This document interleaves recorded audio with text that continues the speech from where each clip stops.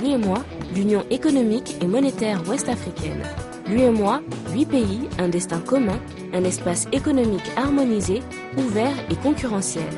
L'UEMOA, votre guide au cœur de l'Afrique, des grands événements et des grandes mutations sur Africable.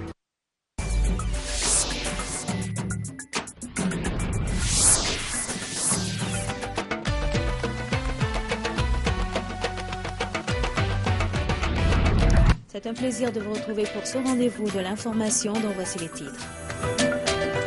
Au Burkina Faso, des centaines de milliers de personnes sont sorties ce mardi pour une manifestation dite de désobéissance civile. Il y a eu des manifestations à Ouagadougou, Bobo-Dioulasso et dans d'autres localités du pays. Les détails tout à l'heure dans le développement de cette édition. Le plus grand marché de Libreville a été particulièrement ravagé par un incendie qui a touché près de 500 box. C'est la 5e fois depuis 2001.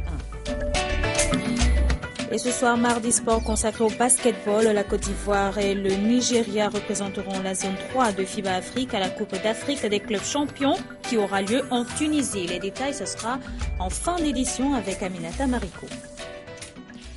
Mesdames, Messieurs, bonsoir et bienvenue. Nous ouvrons cette édition sur un sujet pertinent. Il s'agit du Burkina Faso. Ouagadougou, qui a été ce mardi le théâtre d'affrontements entre les forces de l'ordre et des manifestants de l'opposition.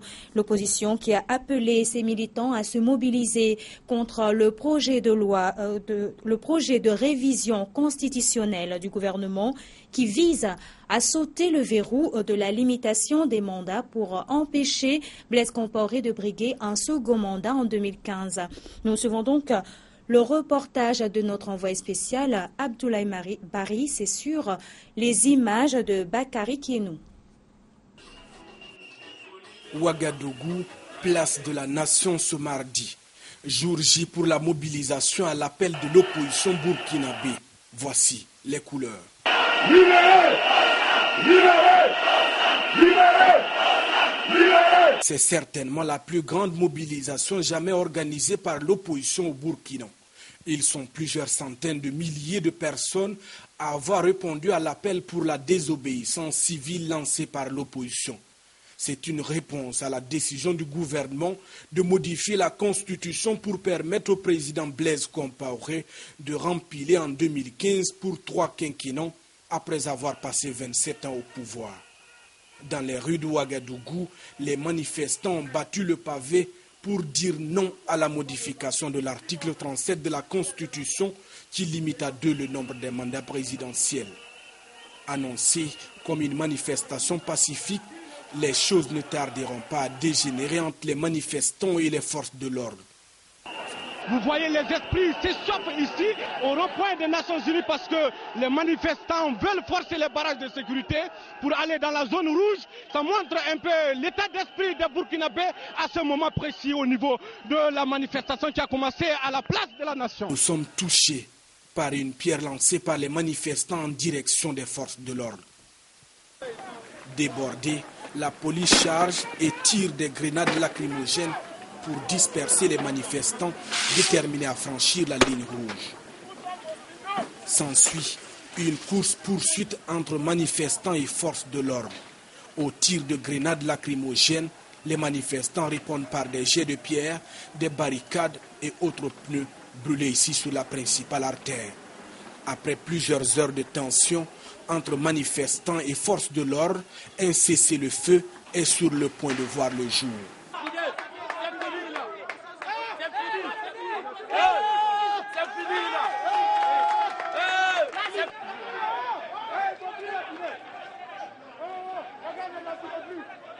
Mais il est de courte durée, les hostilités reprennent de plus belle.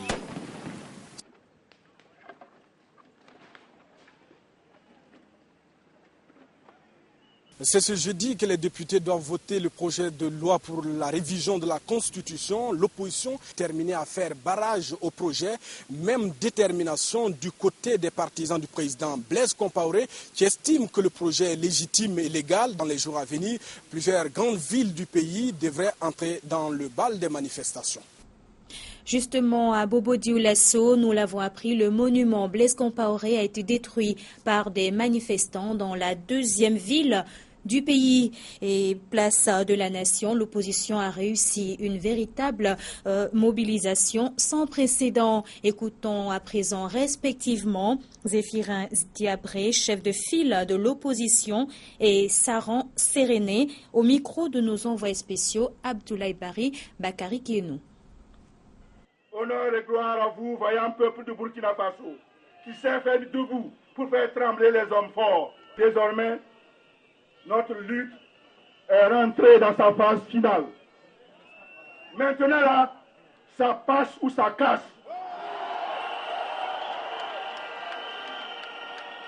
Maintenant, c'est vraiment la patrie ou la mort. Maintenant, nous avons compris que le changement, c'est maintenant ou jamais.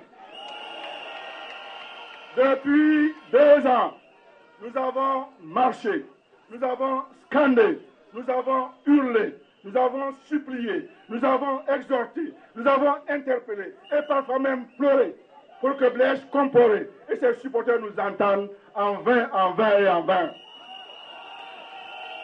À partir d'aujourd'hui, notre lutte a changé de phase. Hier, nous étions dans la phase de dissuasion. Aujourd'hui, nous sommes dans la phase de confrontation. Désormais, ce n'est plus la lutte de l'opposition, c'est la lutte de l'ensemble du peuple burkinabé. Êtes-vous déterminés pour terminer la lutte? Êtes-vous déterminés pour empêcher ce coup d'État constitutionnel? Nous avons fait un consensus pendant 27 ans. Les 5 présidents réunis depuis les indépendances ont fait 27 ans. Non. Depuis Maurice Yaméogo à Sankara. Ils ont totalisé de 1960 à 1987 27 ans de pouvoir. Hey! Et Blaise Compaoré à lui seul, de 87 à 2014, a fait 27 ans. Est-ce qu'on va ajouter encore?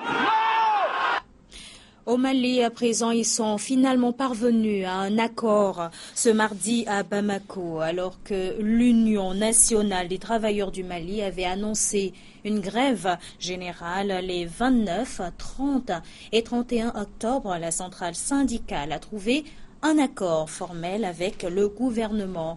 Et pour en parler, nous recevons ce soir M. Yacouba Katilé, secrétaire général de l'Union nationale des travailleurs du Mali. Monsieur Katilé, bonsoir. Bonsoir, madame. Alors, l'UNTM a eu une rencontre avec le gouvernement. Que peut-on retenir des échanges, les termes de l'accord? Ce qu'on peut retenir, c'est qu'effectivement, depuis une semaine, nous avons repris les négociations avec le gouvernement par rapport à un certain nombre de points qui avaient fait l'objet de désaccords la dernière fois. Et au bout du rouleau, finalement, nous sommes parvenus ce matin à un accord formel, comme vous venez de dire, sur l'essentiel des 5 points qui restaient comme désaccord entre les deux parties. Et je peux résumer rapidement. Il s'agit, le premier point, l'augmentation de la valeur indiciaire. Il s'agit au second point du SMIC. Et au troisième point, il s'agit de l'impôt sur le traitement et salaire. Quatrième point, il s'agit des allocations familiales. Et le dernier point concernait l'annulation pure et simple des dernières augmentations d'électricité au Mali. Et voilà les 5 points qui avaient fait l'objet des désaccords la dernière fois, finalement, que nous sommes partis en grève. Mais à la suite des dernières négociations, Dieu merci, nous sommes parvenus à un accord, ce qui nous amène, nous, au niveau de l'Union nationale des travailleurs du Mali, à lever les mots d'ordre de grève que nous avons fixés pour les 29, 30 et 31 de ces mois. Alors, un mot à l'endroit des travailleurs du Mali et également à l'endroit du gouvernement malien. Bon, s'il y a lieu de dire aux travailleurs, il s'agit tout simplement de les faire comprendre qu'ils doivent reprendre le travail comme d'habitude, Et la grève qui était prévue pour les 29, 30, 31 finalement a été suspendue, pour ne pas dire à faire l'objet d'annulation, parce que nous avons eu un accord avec les gouvernements sur l'ensemble des points que nous avions revendiqués. Et que, en ce qui concerne les gouvernements, de comprendre que l'UNTM, c'est une force première dans ces pays en matière syndicale. Bien avant l'indépendance et de l'indépendance à aujourd'hui, l'UNTM a participé à pas mal de combats. Et la philosophie n'a pas changé, l'idéologie n'a pas changé. C'est vrai, peut-être les hommes ont changé. Et que tout ce qui est posé comme tel, on doit dire que l'UNTM, on doit faire avec l'UNTM, pas contre l'UNTM, pas sans l'UNTM. Donc, rappelez aux uns aux autres que vraiment les principes est tel que tout ce qui concerne en tout cas les grandes questions de la nation, l'UNTM doit être consulté. L'UNTM a son mot à dire. En ce qui concerne les revendications, il n'y a pas de petites revendications. Lorsqu'on demande, il y a lieu de vraiment prendre en compte pour gérer à temps afin que ça ne déborde. Et Dieu merci, aujourd'hui ça va, nous sommes parvenus à un accord. Je pense que c'est salutaire pour l'ensemble des parties. Monsieur Yacouba Katile, merci. Nous rappelons que vous êtes le secrétaire général de l'Union nationale des travailleurs du Mali. Nous poursuivons avec le Gabon, ce grand incendie qui s'est déclaré tôt ce matin dans le plus grand marché de Libreville-Montboué, partiellement ravagé par les flammes pour la 5e fois depuis 2001. Le sinistre de ce mardi noir a touché 500 box au moins. On fait le point avec Ismaël Obianzé à Libreville. Des regards plongés dans le vide. Quelques commerçants désemparés assistent désespérément à ce qu'il est convenu d'appeler le mardi noir de leur calendrier. Personne ne sait d'où est venu le feu. Ça peut être l'installation anarchique. Je suis très mal placé pour dire quoi que ce soit, étant donné que les incendies commencent toujours dans la nuit. Jamais la journée, là où c'est même là, au moment où on utilise, là où on est en activité, où cela pouvait se passer, ça ne se passe jamais. C'est toujours dans la nuit. Quand nous dormons, c'est là où tout se passe. On saurait exactement quoi dire, parce que le feu nous a surpris à une heure vraiment assez tardive. Donc on essaie exactement d'où est sorti le feu. Les victimes de cet incendie à Montboué se comptent par milliers. Voici ce qui reste de l'un des couloirs du marché, des box entièrement calcinées. J'ai été victime, toute ma place, en dépôt, en haut, en bas, tout est. On ne sait pas. Ce qu'il est en train de dire, ça peut être qu'on ne sait pas. Là où on cherche l'argent, il y a tout là-bas. En droit, en haut, en bas, tout, pour moi, c'est attractif. Il y aurait ici près de 500 magasins entièrement ou partiellement touchés par les flammes. Les sinistrés, comme lors des précédents incendies, disent ne rien attendre des assurances. On devait faire l'association pour solidariser ici là, au marché là, pour aller voir les syndicats, faire tout, pour être un peu remboursé un peu. Sinon, même la mairie là, qui est le problème là, qui fait les poser partout là, ils devaient laisser la route là. Avec un tel enchevêtrement des fils électriques, possible qu'un court-circuit ait pu provoquer l'incendie qui a néanmoins épargné certains commerçants. Vers 2h30, il y a quelqu'un qui nous avait appelé qu'il y a des feux au marché ici. Donc on est venu. Dès qu'on est venu trouver les feux ici. On a cassé les tôles qui sont en haut ici. On a cassé ça. C'est le 5e incendie du genre à Montboué, après ceux de 2001, 2009, 2011, 2012 et 2013. Les enquêtes ouvertes n'ont jamais permis de rattraper les pyromanes du marché, à supposer qu'il en existe. Retour au Mali pour parler de cet atelier national de concertation dans le cadre du processus de l'Alliance globale pour la résilience Sahel-Afrique de l'Ouest qui a commencé ce matin à Bamako. Cette formation de 2 jours vise à informer et à sensibiliser les membres nationaux de l'Association des femmes de l'Afrique de l'Ouest et le réseau des chambres d'agriculture sur le processus Agir. Le reportage de Fatoumata Togola, Moussa Bari et commentaire Djibrila Maïga. L'initiative Agir est une nouvelle démarche de la prise en charge de la résilience en faveur des groupes face aux aléas et aux catastrophes naturelles en Afrique de l'Ouest. Il s'agit pour les acteurs de mettre en œuvre un programme de renforcement de capacité des bénéficiaires des systèmes nationaux et régionaux de sécurité alimentaire en vue de leur pleine participation à la mise en œuvre de la charte. Le point spécial de Agir, c'est qu'en plus du développement, de la productivité, n'est-ce pas, Agir prend en compte les populations laissées en marge un peu de ce processus de développement. Les populations agricoles laissées en marge, les pasteurs pauvres et même les populations urbaines qui sont laissées en marge. Donc ça c'est extrêmement important pour que nous puissions avoir une politique forte.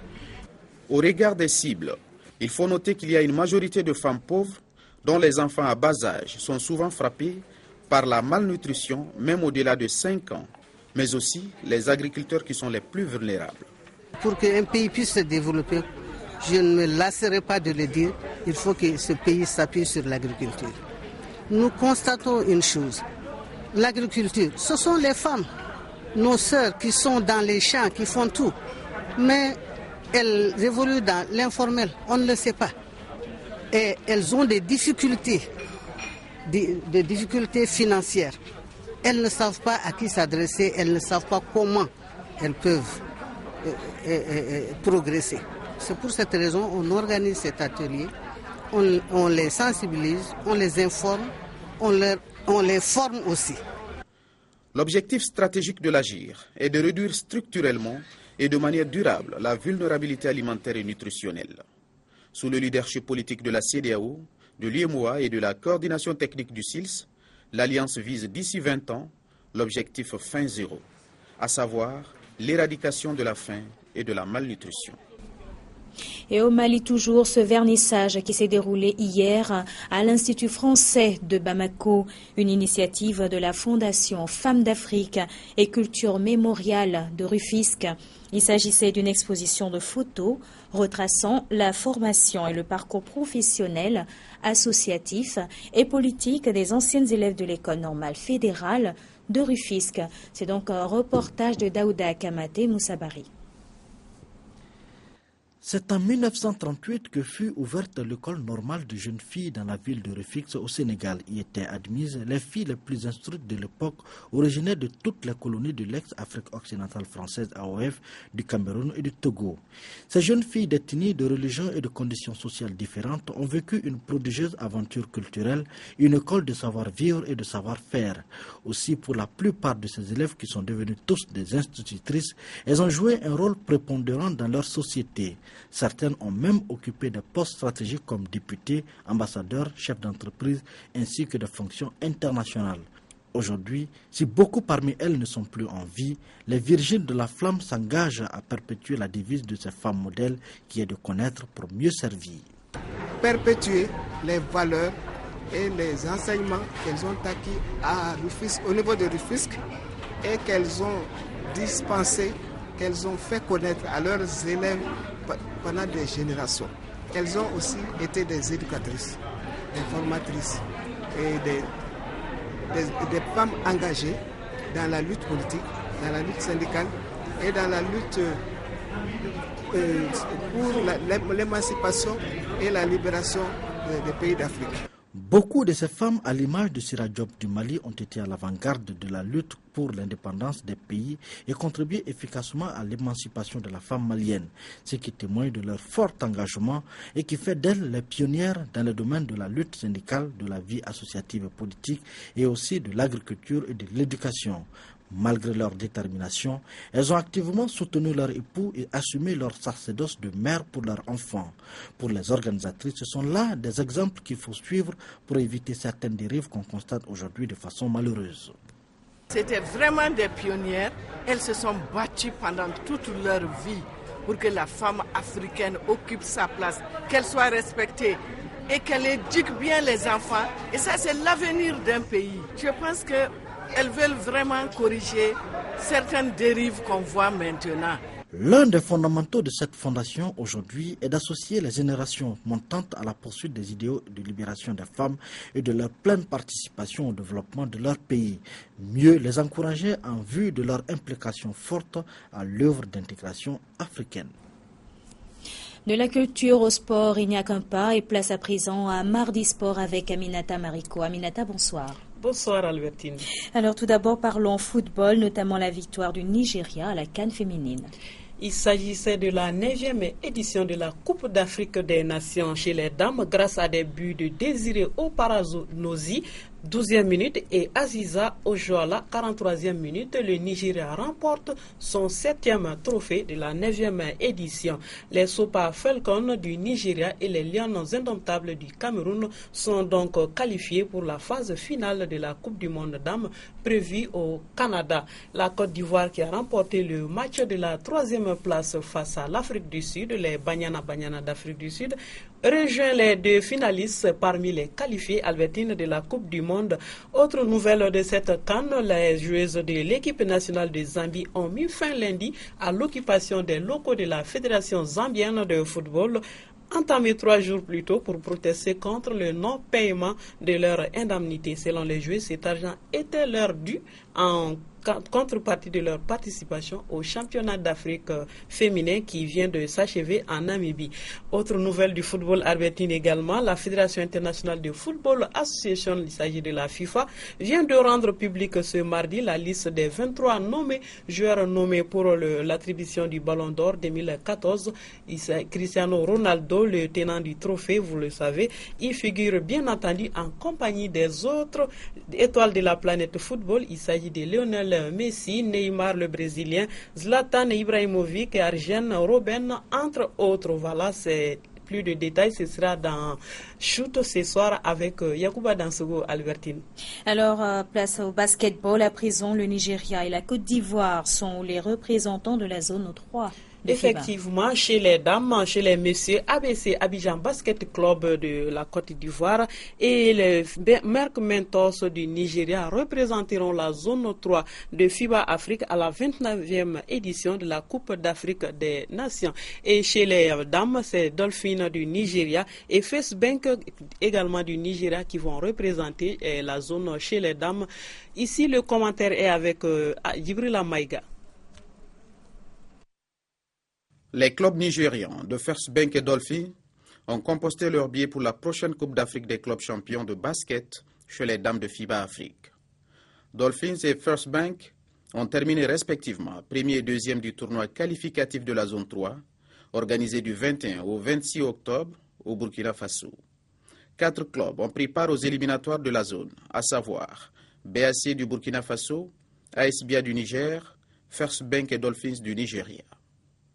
Le tournoi féminin de la Coupe d'Afrique des clubs champions aura lieu à Sfax en Tunisie du 28 au 7 décembre. La zone 5 a également dégagé ses représentants. Chez les hommes, ABC de la Côte d'Ivoire a été sacré champion de la zone 3 de FIBA Afrique ce dimanche. Abidjan Basket Club doit son sacre à sa victoire contre Merck Mentors du Nigeria, 71-91, en finale des éliminatoires de la zone 3. Pour la Coupe d'Afrique des clubs champions de basketball déroulée à Ouagadougou au Burkina Faso. ABC succède au palmarès à Kano Pillars, battu en demi-finale dans un derby nigérien. La formation abidjanaise se qualifie également pour la 29e Coupe d'Afrique des clubs champions qui se tiendra en Tunisie. Le second ticket qualificatif de la zone revient à Merck Mentors du Nigeria. Et pour finir, Aminata Mariko, quels sont les prochains rendez-vous sportifs sur Africab Télévision? Alors, sur Afrique, l'actu sportive continue sur les pelouses, les salles, les terrains, entre autres les rings. Alors, tout à l'heure, vous êtes fan de football, vous faites partie des téléspectateurs de shoot. Yacouba Dansogo vous donne rendez-vous tout à l'heure à 22h15 dans l'émission Shoot 100% football sur la chaîne panafricaine partenaire du sport. Alors, comme tous les mercredis, l'actu de basketball, c'est habituel. Alors, le rendez-vous, c'est à 20h30. Merci Aminata Mariko pour toutes ces informations. Merci. Voilà qui met fin à cette édition. Merci à vous tous de votre fidélité. Très bonne suite de programme sur Africable Télévision.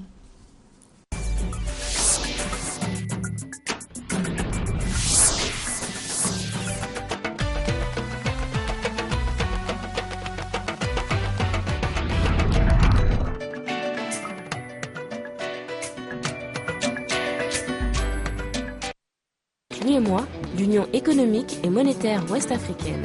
L'UEMOA, 8 pays, un destin commun, un espace économique harmonisé, ouvert et concurrentiel.